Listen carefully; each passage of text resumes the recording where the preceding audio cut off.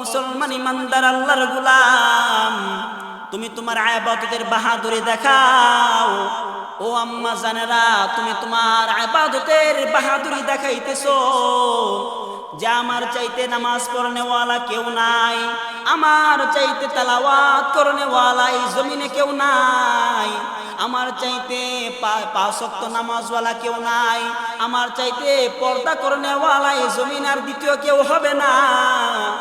আম্মা জান, তোমার ইবাদত দ্বারা তুমি জান্নাত পর্যন্ত যাইতে পারবা না। তুমি মানুষদের উপর জুলুম করতেছো, অত্যাচার করতেছো। ও আম্মা জান, আল্লাহর এক বান্দি একটা বিড়াল পালতো, বিড়াল। এই বিড়ালটাকে হঠাৎ একদিন খানা দেয় নাই। বলে কেন খানা দেয় নাই? বলে সে সুন্দর খাবারের আইটেম ব্যবস্থা করেছে, মেহমান আসবে বাসায়, মেহমানদের জন্য সুন্দর খাবারের ব্যবস্থা। এত সুন্দর খাবারের ব্যবস্থা যে খাবার ওই বিড়ালটা কখনো খায় নাই। বিড়ালটা দূর থেকে দেখতে পায় আমার মালিক কার জন্য জানি কত সুন্দর খাবারের আইটেম বানিয়েছে। বিড়ালটার মন আর মানতেছে না।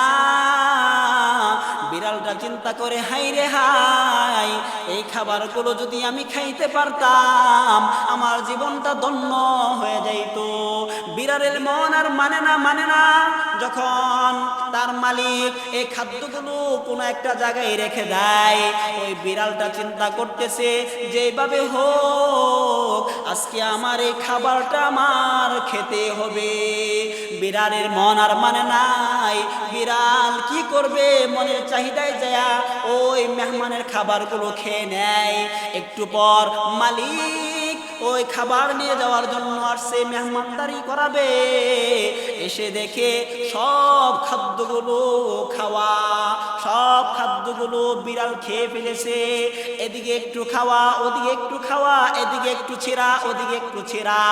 মালিক খুব রাগান্বিত হয়ে যায়। হাই হাই, এতদিন ধরে বিড়াল তোকে পালতেছি, এতদিন ধরে বিড়াল তোকে খাবার দিচ্ছি, আজকে তুই আমার এত বড় ক্ষতি করলি। এই বিড়ালটাকে ওই মালিক একটা পিঞ্জিরায়, একটা ঘরের মধ্যে আবদ্ধ করে দেয়। এমন একটা সংকীর্ণ ঘর, যেই সংকীর্ণ ঘরে বিড়ালটা লড়াচড়া করতে পারে না, মাথাটা এদিকেও লাগাইতে পারে না, ওদিকেও লড়াইতে পারে না, পিছনে দেখতে পারে না, পাগুলো লড়াইতে পারে না। ওই মালিকটা ছিল একজন নামাজি, ওই মালিকটা ছিল একজন তাহাজ্জুদ গুজারি, ওই মালিকটা ছিল খুব ভদ্র সভ্য, মালিকটা ছিল খুব একজন ভালো মানুষ। কিন্তু ভালো মানুষ হওয়া সত্ত্বেও যেহেতু মেহমানদারি করতে পারে নাই, ওই আল্লাহর বান্দা বিড়ালটাকে একটা পিঞ্জিরায় রেখে দেয়, একটা ঘরের মধ্যে আবদ্ধ করে রেখে দেয়, যেন বিড়ালটা শিক্ষা পায় আর জীবনে যেন চুরি না করে। আল্লাহর বান্দা শুনো, আম্মা জানেরা শুনো, এই আল্লাহর বান্দিটা বিড়ালটাকে একটা ঘরের মধ্যে আবদ্ধ করে রেখে দেয়। সকালবেলা খাবার দেয় না, দুপুরেও বিড়ালটাকে খাবার দেয় না, রাত্রেবেলাও বিড়ালটাকে খাবার দেয় না। এমন করতে করতে 7 দিন চলে যায়। 7 দিন পর ওই মালিক ওই বিড়ালের কাছে যায়, যা দেখে রে আল্লাহর বান্দা ওই বিড়ালটার হাঁটতেও পারে না, চলতেও পারে না, আর কথাও বলতে পারে না, কান্না করতে পারে না। জীবনের তোরে ওই বিড়ালটা দুনিয়ার মায়া ত্যাগ করে চলে যায়, পচে গলে যাচ্ছে। আল্লাহর বান্দি তার একটু অন্তরের মধ্যে কষ্ট লাগে নাই যে বিড়ালটাকে আমি না খাওয়া এভাবে মেরে ফেললাম। আল্লাহর বান্দি বিড়ালটাকে ফেলে দেয়। এই শোনো, এই আল্লাহর বান্দি নামাজের অভাব ছিল না, তাহাজ্জুদের ইবাদত কম ছিল না, জিকির আজকারের ইবাদত কম ছিল না, অনেক। এত ইবাদত করা সত্ত্বেও, এত ইবাদত করা সত্ত্বেও এই আল্লাহর বান্দি একটা বিড়ালকে কষ্ট দিয়ে মেরে ফেলার কারণে এই আল্লাহর বান্দির সমস্ত নামাজ, রোজা, তেলাওয়াত, সমস্ত ইবাদতগুলো নষ্ট হয়ে যায়, সব ইবাদত নষ্ট হয়ে যায়। আল্লাহ আল্লাহর বান্দি জাহান্নামের মধ্যে চলে যায়, আর ওই আল্লাহর বান্দি জান্নাতের মধ্যে যাইতে পারে না। আম্মা জানেরা, যুবক ভাই, তুমি কি ধারণা করেছ?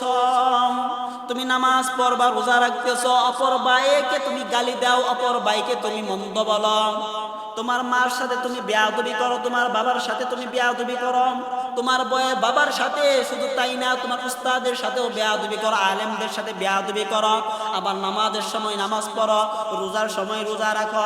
এ আল্লাহর বান্দার শোনো, তোমার কোনো একটা ইবাদত আল্লাহ কবুল করবে না।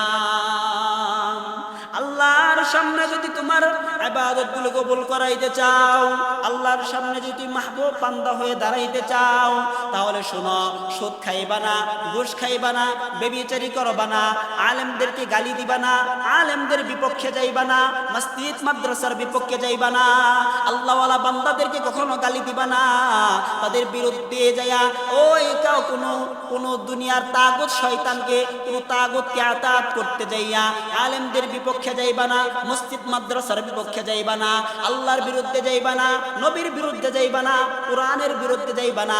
যখন দেখবা কোন নাস্তিক মুরতাদ আমার নবীকে নিয়ে গালি দেয়, যখন দেখবা কোন নাস্তিক মুরতাদ আল্লাহর কোরআনকে নিয়ে গালি দেয়, যখন দেখবা কোন নাস্তিক মুরতাদ আল্লাহর দ্বীন ধর্মকে নিয়ে পাইতারা করতেছে দুলেশ্বরে মিশিয়ে দেওয়ার জন্য, আল্লাহর কসম করে বলি বান্দা, তুমি যদি ঈমানের বলিয়ত হইয়া আল্লাহর মাহবুব বান্দা পরিচয় দিতে চাও, তাহলে ওই নাস্তিক মুরতাদদেরকে জানাইয়া দিবা, এই তাগুত শয়তান নাস্তিক মুরতাদ, শুনে রাখ, আমার শরীরে বিন্দু পরিমাণ রক্ত যতক্ষণ পর্যন্ত থাকবে আল্লাহর আইন প্রতিষ্ঠিত